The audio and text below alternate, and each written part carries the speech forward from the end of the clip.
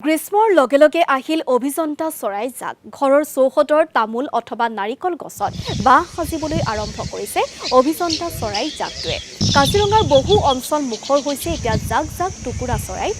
কলকাকলিৰে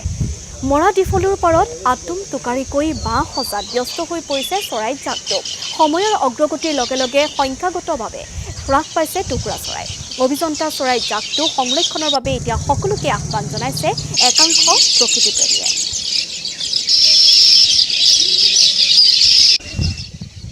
হয় এইটো একেবাৰে সত্য কথা সৰুতে যেতিয়া আমাৰ বৰসভা ভাওনা শেষ হয়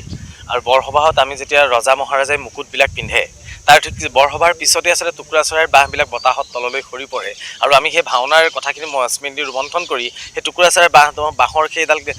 কাটি আমি মুকুট হিচাপে ব্যৱহাৰ কৰিছিলোঁ সেয়া মনত পৰে সেইকণ সময়ত আচলতে টুকুৰা চৰাই সুলভ হৈ পৰিছিল টুকুৰা চৰাইৰ বাঁহ আমি দেখা পাওঁ কিন্তু বৰ্তমান আমাৰ নতুন প্ৰজন্মৰ বাবে